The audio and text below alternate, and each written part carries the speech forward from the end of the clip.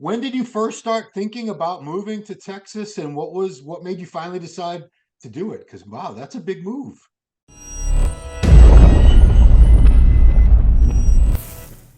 Hey everybody, welcome to another awesome episode of Ask the Giant Killer, starring your two-time 212 Olympia champion. Was in New Jersey, now in Texas. We're going to hear all about it. Please welcome Yeah, Shaun Clarida. What's up, yeah. Shaun? Hey, what's going on? Yeah, checking in from Texas now, man. So yeah, that I gotta lead with that, man. So when did you first start thinking about moving to Texas, and what made you finally decide to do it? Because wow, that's a big move. Yeah, it's been months. Like literally before the Olympia, we decided to make the move. We were looking at Florida originally, but we just couldn't find any good houses in Florida, and so we were just talking like, hey, where else would we consider living? We have a checklist of things that we want and looking for. The main thing is space and good weather, and we're always out here in Texas, obviously with gas and better bodies. And we said, hey, we're always in Texas. We love the area, love the weather, love the people. Let's consider that as one of the options. And so I reached out to one of my realtor friends, Boo, and he started searching for us and found us an amazing house out here. So we said, yeah, let's do it. And we literally just signed a paper. I didn't even see the house in person before we got it, but I Wow. trusted him enough. We saw videos and pictures, things like that. And so we've had the house for a couple of months already. But with the Arnold going on, with the baby, the Olympia, it was just too much to try to move in that time frame. But we finally, after everything settled down, we had the baby, got the show out of the way. We made the move last week, actually. Wow. So we're very fresh in the house. Yeah, that's right. Because I was trying to get this set up, and you're like, dude, I'm moving. I don't even have Wi-Fi yet. Give me a couple Yeah, days. we had So, nothing. yeah, yeah. So don't we don't need to go. We don't need the numbers, but you get more house for your money in Texas versus New Jersey. It's not even funny how much more space and house you get here. Mm, I mean, it's like we literally got three times the space here. Like we got a 5 bedroom, we have a movie theater in the house, we have a wow. full backyard. Yeah, it's awesome. Oh, awesome, man. Yeah, speking of Gasp, I saw a picture of you wearing this t-shirt. I ordered it. I got it in the mail. It didn't look as good on me, but you know what? It still looks pretty good. It's like a 3X. So Awesome. so Texas, so where are you training at now? I'm still up in the air, man. It's funny you say that because I was literally just trying a new gym out today. There's a gym called Golds in Little Elm, which is an area over here. It's just so far from the house, like 30 minutes away. And us bodybuilders were lazy as hell. We want to, Yeah. and I'm so used to my gym being down the street. It had good equipment. It's just still, I guess, because I'm so spoiled being at home in Jersey, where my gym had everything. I just haven't nailed down a home gym yet. Obviously, I'll be training at destination here and there. But I still want something kind of close to what I had at home that I can literally lock it down and start my prep there. Yeah. I was jealous because I saw that Gym 80 equipment from Germany at that Yeah. place. Have you ever seen that in the US? Like more, I've seen like one random piece every now and then, but looked like they had the whole line. So yeah, no, I was actually in Germany. Funny you say that, yeah. And I had to try the older Gym 80 stuff. And so today the Golds, I walked through and I met one of the guys there, and the entire gym is all Gym 80. Like every piece of equipment is Gym 80. It's awesome, right? It's just heavy as hell, though. So it doesn't look good on Instagram, but it is what it is. Yeah, it looks like futuristic, that stuff you're using Yeah, today. like the machines are like robotic type So of, I said it looked like a freaking cyborg arm, a Terminator arm or something when you're yeah, doing that incline press machine. yeah. Um, It was heavy as hell too. It's a lot of moving pieces and stuff like that. yeah. I give you credit, man. This is you doing the baby was born in December, right? Your daughter? January, January. January. Oh, so this is just we're not even halfway through the year yet. You've become Yeah. a dad, you moved across the country. Wow, man. So the other thing I want to ask you about the Masters Olympia, I was like, Giles, he's not going to do the Masters Olympia. It's August. It just doesn't make any sense. And he Yeah. says, no, no. He said, Matt and him are going to talk about it. I said, I'm thinking they probably talked about it for all of 3 seconds. Am I right? If that, I don't even remember even telling Giles that. Man, oh, he did. That's right. He did reach out to me, and it was cool. But like, I'm still like, I guess you could say in my prime. I don't Right. really consider myself a master's bodybuilder yet. And I just would feel bad to do that. So I try to jump into the Master Olympia. You know. I mean, it's no disrespect to the other guys, and I didn't Yeah. mean to. I want to make it clear. I'm not putting the show down. I'm very excited for the Masters Olympia. It's just I Yes. know schedule wise, you did the Olympia in December. You had what 12 weeks for the Arnold. Wasn't it only like Yeah, 12 like 10, weeks? 12 weeks. Yeah. So, I mean, this guy needs a break. He needs an off season. He's not going to I, compete in August if the Olympia's not till November. It just doesn't make sense. yeah, I would have loved to have done even like the Texas Pro, now being in Texas. It's just timing, it's just Right. not a good time for me. Yeah. I mean, people don't understand prep that, you can't be doing, if you want to be your very best, maybe twice a year, you really have to be very selective and careful with the timing, Yeah. like you are, Yeah, you but, can't just jump from prep to prep to prep because you're not making any improvements at that point in time. I respect the fact that you are in a position where it would probably have been almost too easy of a win because you're still an Olympia champion. You Yeah. just placed top five at the Open Arnold. I mean, it's Yeah. I'm glad I'm glad you're sticking with the Olympia and possibly an open show like after the Olympia or something like that. Yeah, for sure. I'll definitely look to do an open show right after the Olympia. Awesome, awesome. Yeah, I mean, I love it. I love seeing Kamal in him. I love seeing you in. I'm pissed because I didn't go to that Legion show that you won. Man, We that were was like, we fun. were gonna go, we didn't. That's another show I would love to have done again, man. It just got good timing for me. Yeah, it's before. I think it's a month before the Olympia this time. It's like July or something, Oh, August, is it something that like that. early? Yeah, Yeah. So, I think I all don't right. remember. Oh well. Well, we appreciate seeing you at your very best. So I'm glad that you're very very picky with when you compete and Yeah, stuff like I that. have to be. You have to be. All right. Well, it's time to get some questions. That's why we call it Ask the Giant Killer. Let's do Time it. time to impart some wisdom. Here we go. The basics have worked so well for so many people for so many years to build size and strength. But I see so many fitness influencers making up weird and complicated exercise for fresh content on their Instagram, TikTok, and YouTube platforms. Do you Yeah. feel that these men and women are having the wrong type of influence for the people out there who still need to build a solid foundation? Yeah, I agree. Like I've talked about this. Listen, to each their own, right? The basics, the squats, the deadlifts, the bench press has worked for decades and decades and decades. All the great champions have done it, and that's what for them and myself have built that base. I hate seeing people trying to reinvent the wheel and doing these presses backwards and it's just crazy stuff. Like it's all for show. Honestly, it's all for show. But I said, if you want to do it, by all means, if you feel like it works for you and you're seeing improvements, then by all means, go for it. Just stay consistent in what you do. I mean, I remember there was a trend, and I think myself and one of my training partners were guilty of it. We would show all these finishing exercises, and everyone's like, "Well, what are we supposed to do? Up until then? I mean, is this going to build a ton of muscle?" And we're like, "Well, no." So I'm guilty myself. So yeah. All right, next one, Shaun. You have been known for consistently getting into excellent condition for years now. I hear about the importance of counting calories when trying to get lean, so that you're sure you're in a caloric deficit. Do you weigh and measure everything you eat when you're dieting and tally up the calories, or have you done this for so long that you're able to just estimate portion sizes by looking at them?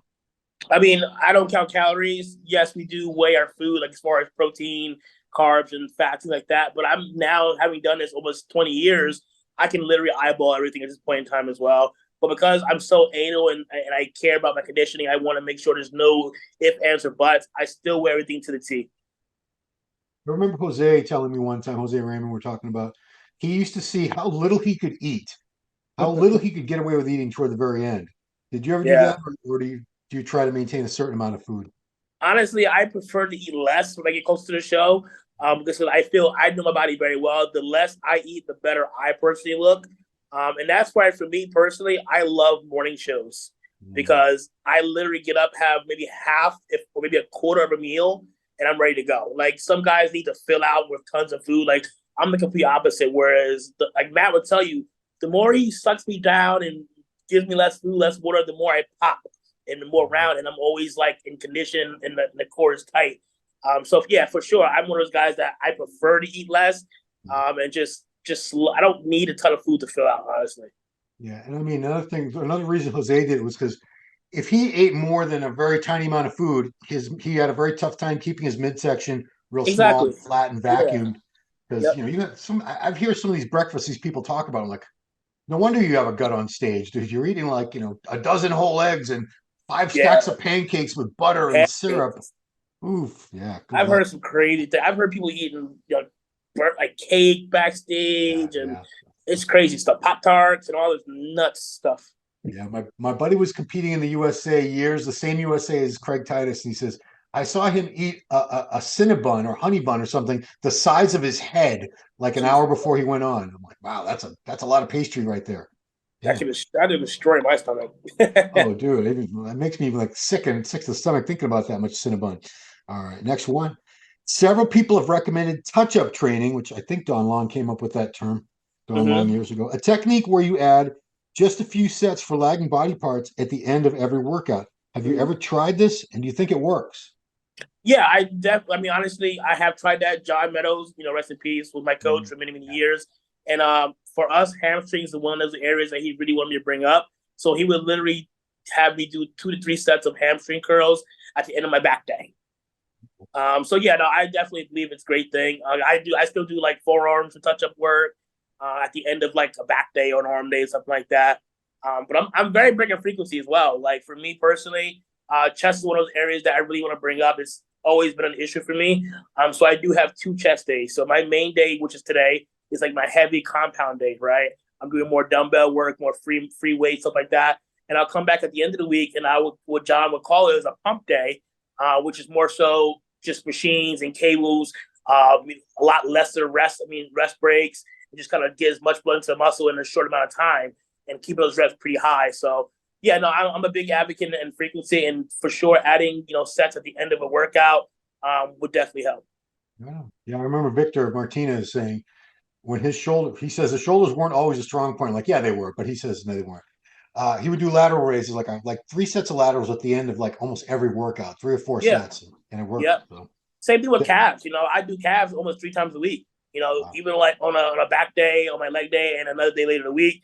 Some guys like do pull ups, right? If they want to get their back up, that's one of those movements you can do, or even dips, something like that. Like Kai, I don't know if you guys obviously have followed Kai. He does a lot of like warm ups, and his warm ups are like the same thing before he goes to his main workouts. It's always like dips, pull ups, push ups, things like that, and then he'll go train. You remember they used to have that pro show in I think it was Hartford, Connecticut, the Europa, Yeah. the bat Hartford, yeah, it was Hartford, Yep. Connecticut. So one year, I forget who was sponsored with at the time, maybe Muscle Meds or something.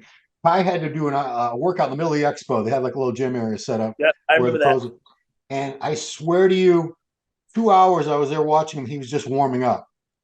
Yeah. It was like this. It was a circuit of like he did the dips, he did some pull ups, he did this, he did that, and I was like waiting. I'm like, what's he going to train? When's he going to train? And I had to Hmm. go. The show was like starting, but it had been almost 2 hours. I'm not kidding. Yeah, well, Yeah. he He's a might maniac. just he does not worry about how anybody else trains or what you're supposed to do, what you're not supposed to do. So you got to I've admire. trained with Kai before, and I've seen it firsthand where he could be in the gym for 5 or 6 hours, literally. Oof. I've watched him from start to finish, and like he said, his warm-ups are almost 2 hours because he has to do cardio first. Then he's got to do his ab routine, and then he's got to stretch, and then he's got to change clothes because he gets soaked, and then go train. He said, I didn't see this in person, but on a leg day, he used to warm up for a minimum of like 45 minutes on the step mill, but sometimes he said it would take him like 2 hours to really get the warm up and the feeling that he wanted. I'm like, Oh two my hours god, on the step mill, and now you're going to go train legs? That is no! that's like another level of human right there. Again, I believe I've seen it firsthand, man. I've watched this guy literally. Because he comes to Signature sometime, my home gym, and I would just watch him. Maybe just be on a stairmaster the whole time. Wow. Yeah. And last Kai thing, I never saw this, but he used supposedly put like a broomstick across his back and held it on the stairmaster. So everyone else is like leaning and supporting Yeah. themselves. This guy's not even doesn't have his hands on him. What a specimen! Oh well, he was the one I really really hoped and prayed do the Masters Olympia guy. Come on, please, please. No, I asked him. I saw him in Germany, and we were talking about it a little bit. It just, honestly, I don't think Kai needs to compete anymore. He still could. All right, he's still in very good shape and still big, but I think his priorities are somewhere else. Unfortunately. sure. All right, next one is Shaun. If you had to choose between missing a meal and missing 2 hours of sleep, which one would you choose and why? Mm, I personally sleep because I don't sleep much at all right now. I'm very like for me, if I miss a meal, that's like 5 pounds gone for Oof. me. Like I can't miss meals, man. It's one of those things like it matched like I remember for the Olympia, it was like I didn't get into my hotel till like almost like one in the morning. And I had talked to Matt and he was like, he's like, tired? I was like, yeah, I'm tired. I've been up all day.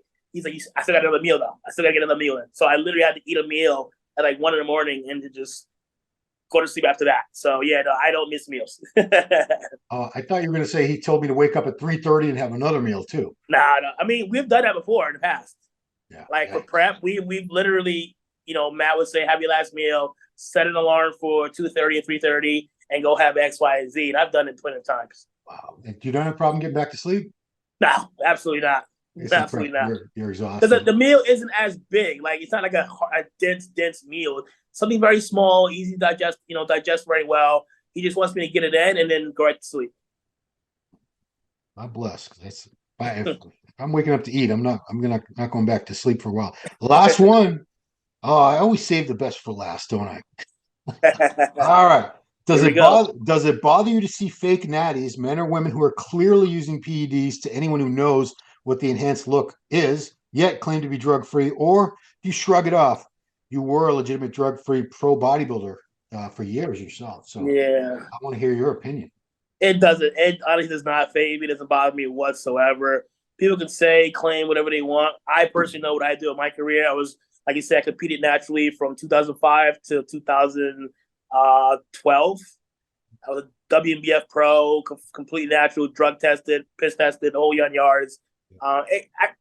Everyone's going to claim what they want to claim, right? I don't care. I don't have time to sit there and care what other people have to say. I'm natty or I'm not natty, and people are making a big deal about it. Why does another man, priorities bother you or want to influence you? It makes no sense to me. I mean, there were so many. If you go on YouTube and you put in natty or not in the search bar, thousands of videos come up, and a lot of them have like millions of views each. Oh yeah, like people are freaking fascinated. There's a guy, More Plates, More Dates. He used to do it with like mostly celebrities. He's like, The Rock, natty or not? Well, what do you think? Duh. I mean, but it would be like Wolverine, Hugh Jackman and Wolverine. The thumbnail would be he's freaking shredded out of his skull with striations all over and veins on top of veins. Like, what do you think? Yeah. Who cares? It's a movie. And he's like, who cares? Why do you care so much? I mean, if I'm watching a movie about superheroes, I want them to look like superheroes anyway. So yeah, I mean, let's be real. We all have eyes, right? We all know what, like you said, that look looks like. By all means, like listen, I'm the last person to judge anyone. Was it I've never been to AA, but one of their coolest phrases is people that judge don't matter and people that matter don't judge. That's right. That's right. And then there's the one about the stones, the glass houses, and all that. So yeah, that's it, man. Well, I appreciate you taking the time. I know it's very hectic moving in the first place, but all the way across country with a 5-month-old baby. Whew, God bless. Ron, this is the first time ever moving across from another state.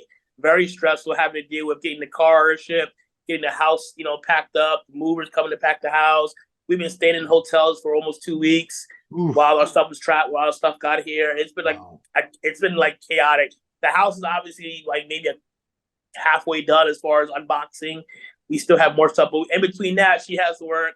I've got a train. We've got the baby. We've got a dog. We're just trying to like balance it. So we're literally piecing it out day by day. We're not in a big rush. Obviously, we've got time. We're here, so we'll do a box or two every day here and there until it's all done. Oh, man. Well, congratulations on the move.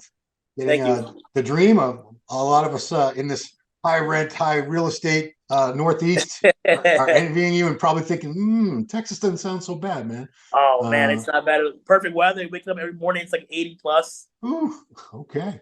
It's great. Yeah. Next interview, maybe you'll have one of them cowboy hats or something. I don't know. Some cowboy boots. Who knows? I might have a little bit of accent and everything. Good Lord. All right, man. Well, thank you so much. I want to thank Mutant for bringing this sponsoring this particular show. Sure. And that's it, guys. If you have questions for Shaun in the future, please put them in the comments below. We'll use those in a future episode. If you're not subscribed to the channel, please do that. Like the video, share the video, hit the notification bell, do all that good stuff. And that's it. This has been another episode with two-time 212 Olympia champion Shaun Clarida, the Giant Killer. We'll see you next time. Hey, did you like that video? Smash that like button, subscribe to MD, and please comment down below. Thanks for watching.